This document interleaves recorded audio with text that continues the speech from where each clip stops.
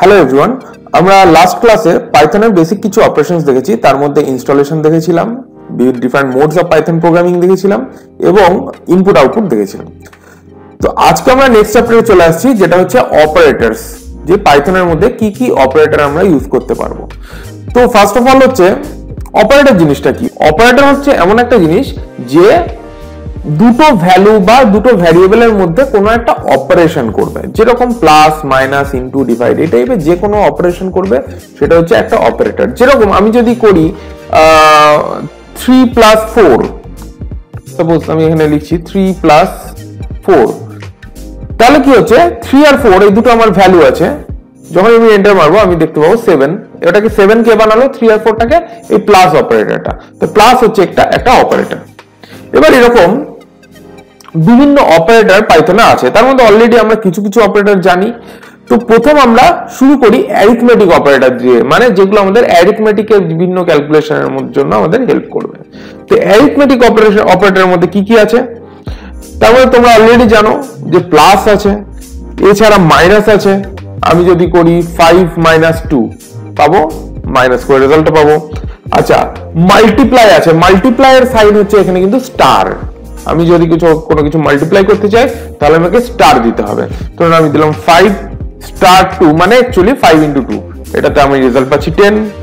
আচ্ছা, আমি ডিভাইড করতে চাই, ডিভাইড করতে গেলে আমি ধরো 5/2 করলাম, তাহলে আমি রেজাল্ট কত পাবো 2.5। ঠিক আছে, ডিভাইড মানে কিন্তু এখানে ডিভাইডের যে সিম্বলটা সেটা হচ্ছে স্ল্যাশ। ঠিক আছে, আচ্ছা এই অবধি মোটামুটি আমাদের জানা। এরপরে কয়েকটা নতুন সিম্বল আছে পাইথনে। ধরো এখানে ডিভাইড করলে আমার 5/2 কে ডিভাইড 5 কে 2 দিয়ে ডিভাইড করলাম, তো আমার রেজাল্ট হলো 2.5। ওয়েল, আমি চাইছি 5/2 করলে আমি শুধু কোশেন্ট পার্টটা চাই, রিমাইন্ডারটা আমি চাই না, মানে ডেসিমালের পরের পার্টটা আমি চাই না। সেক্ষেত্রে আমি যেটা করতে পারি 5/2। ঠিক আছে, 5/2 করলে কি হবে, আমি শুধুমাত্র কোশেন্টের পার্টটা পাবো। এটাকে বলা হয় ফ্লোট ডিভিশন অপারেটর। ঠিক আছে, দেখো আমি শুধু 2 পেলাম, 2.5 পেলাম না, এটাকে বলা হয় ফ্লোর ডিভিশন অপারেটর।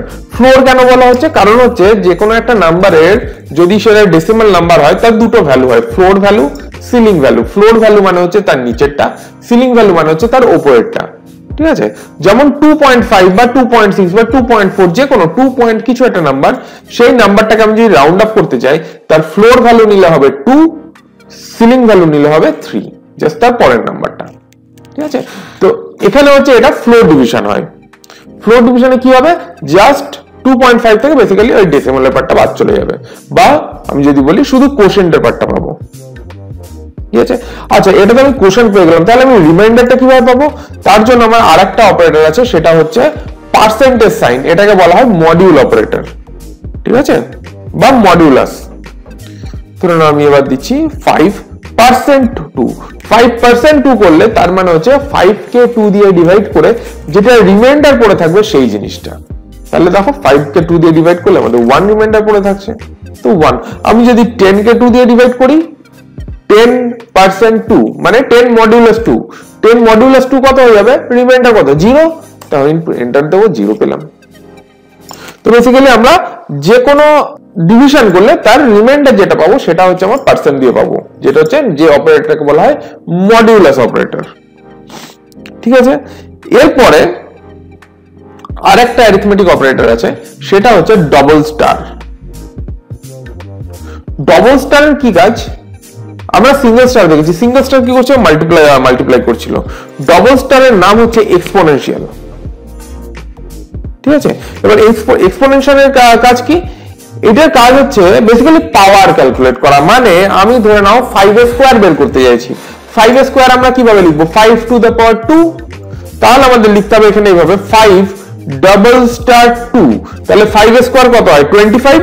তখন 5 × 2 করলে হয় 10। ঠিক আছে, আমরা সেটা পেয়েছি, কিন্তু 5* দিলে 10 হবে না, কারণ হচ্ছে এটা টু দ্য পাওয়ার ক্যালকুলেট করবে বা এক্সপোনেনশিয়াল ক্যালকুলেট করবে। তাহলে টু দ্য পাওয়ার ক্যালকুলেট করলে কি হবে, 5⁻² মানে হচ্ছে, বা 5² মানে হচ্ছে কি 25। দেখো এলো 25। আচ্ছা আমি যদি 5⁻³ করি তাহলে কি হবে, 5 ডবল স্টার 3 মানে হচ্ছে 5 into 5 into 5 to the power মানে হচ্ছে 5 into 5 into 5 5 to the power 3 বা 5 এর কিউব।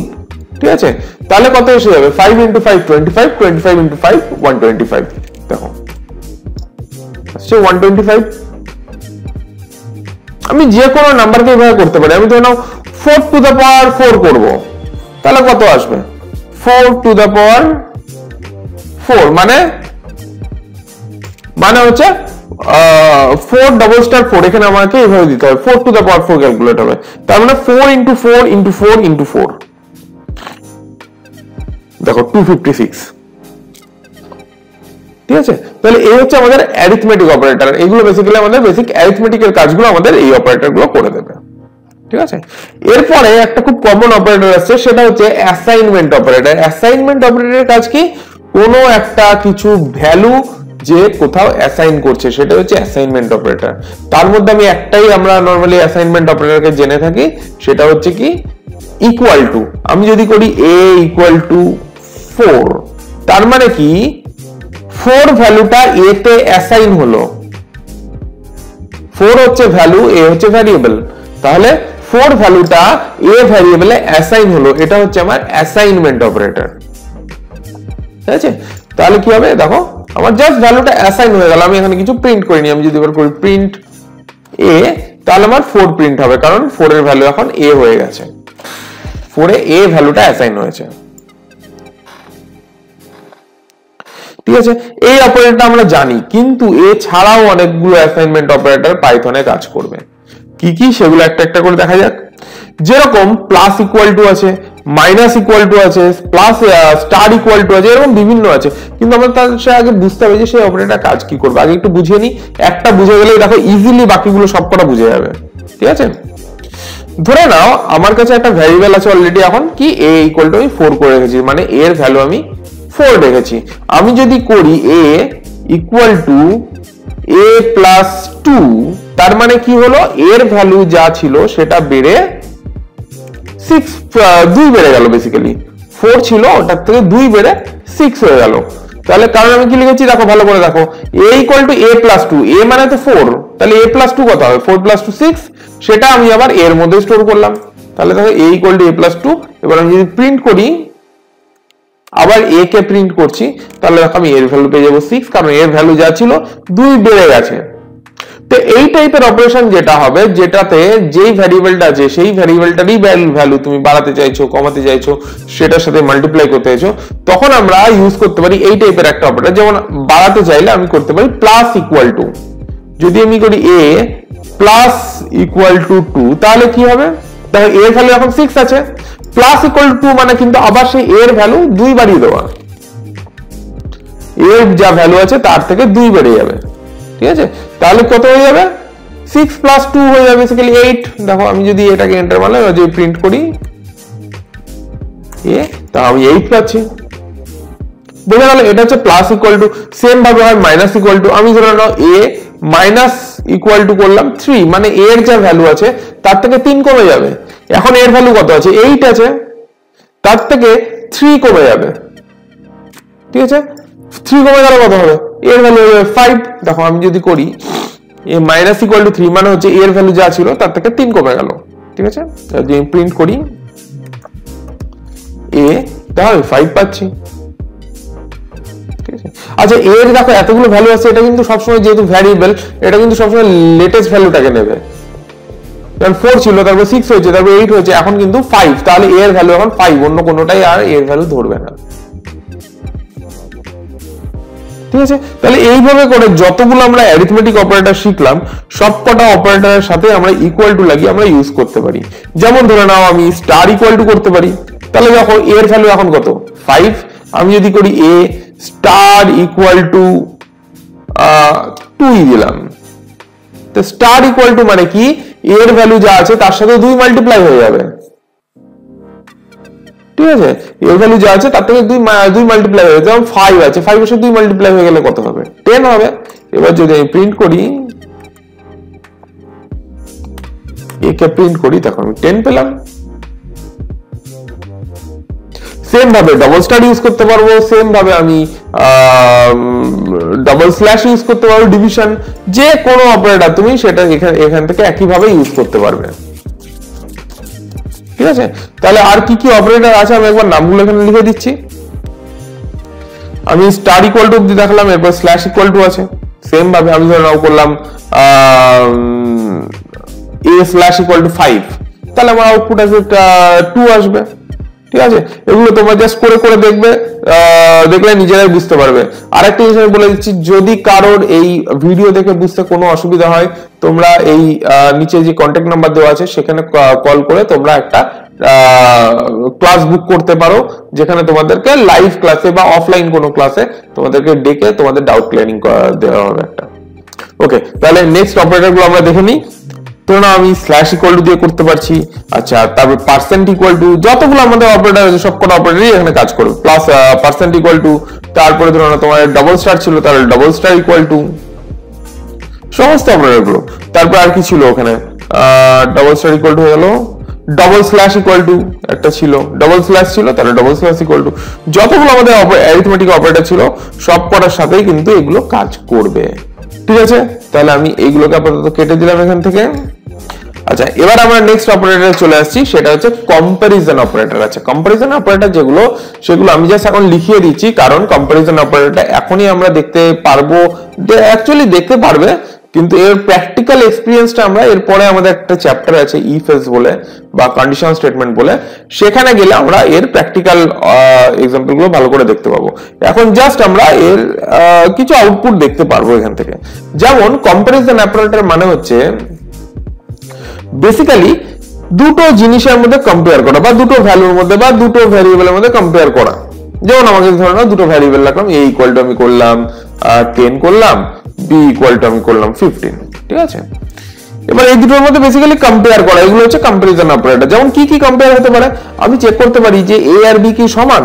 যদি আমি সেটা চেক করি তাহলে আমাকে লিখতে হবে a double equal two b। আচ্ছা, ইকুয়াল টু চেক করার জন্য কিন্তু আমার সবসময় ডাবল ইকুয়াল টু দিতে হবে। কেন? তার কারণ একটু আগে আমরা দেখেছি সিঙ্গেল ইকুয়াল টু দিলে সেটা কিন্তু অ্যাসাইনমেন্ট অপারেটর হয়, সেখানে এখানে আমরা সিঙ্গেল ইকুয়াল টু ইউজ করতে পারবো না, এখানে আমরা ডাবল ইকুয়াল টু ইউজ করবো, কারণ আমরা এখানে চেক করবো। যেমন ধরে নাও, আমি একটা এক্সাম্পল দিচ্ছি, তুমি যদি করো a ইকুয়াল টু b, তাহলে কি হবে, b এর ভ্যালুটা a তে অ্যাসাইন হবে। আর যদি করো a double equal two b, তাহলে কি হবে, চেক করবে a আর b কি সমান, আমার অ্যান্সার আসবে আইদার ট্রু কিংবা ফলস। এক্ষেত্রে কি হবে, ফলস আসবে। ঠিক আছে, তাহলে এখানে বেসিক্যালি আমি চেকিং করলাম। যদি আমি সিঙ্গেল ইকুয়াল টু দিতাম তাহলে কিন্তু a তে b এর ভ্যালুটা অ্যাসাইন হয়ে যেত, ডাবল ইকুয়াল টু মানে চেকিং হবে। এবার এটা হচ্ছে কম্পারিজন অপারেটর, যে a আর b কি সমান, yes or no, true or false. আচ্ছা, সমান কিনা চেক করলাম, তাহলে সমান নয় কিনা সেটাও চেক করা যাবে।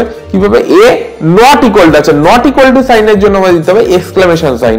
এক্সক্লামেশন সাইনটা হচ্ছে not, basically a not equal to b, এটা হয়ে যাবে ট্রু, কারণ a এর ভ্যালু 10, b এর ভ্যালু 15। হ্যাঁ, নট ইকুয়াল টু ডেফিনেটলি, তাহলে ট্রু এটা। আচ্ছা, এরপর আসবে গ্রেটার দ্যান। আমি যদি চেক করি a greater than b, a কি b এর থেকে বড়? না, b তো বড়, কারণ b হচ্ছে 15, a হচ্ছে 10, তাহলে এখানে আমার আসবে ফলস।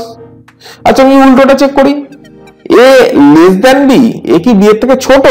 হ্যাঁ, a হচ্ছে b এর থেকে ছোট, তাহলে এটা আসবে ট্রু।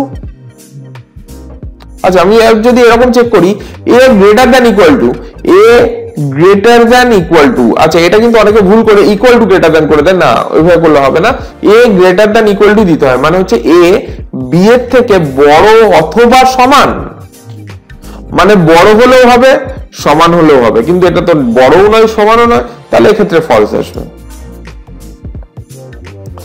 আবার এরকমই আরেকটা অপারেটর আছে, a less than equal to b করতে পারি, মানে কি, মানে বলছে a কি b এর থেকে ছোট কিংবা সমান, মানে ছোট হলেও হবে সমান হলেও হবে, সেক্ষেত্রেও কিন্তু এখানে যেমন কি আমার এটা ছোট আছে, সেক্ষেত্রে এখানে ছোটরা মিলে যাচ্ছে, সমানটা চেক করার দরকারই নেই। তাহলে লেস দ্যান ইকুয়াল টু মানে হচ্ছে এখানে ছোট কিংবা সমান চেক করবে, এক্ষেত্রে যেমন ফলস আসবে, এই ট্রু আসবে, সরি।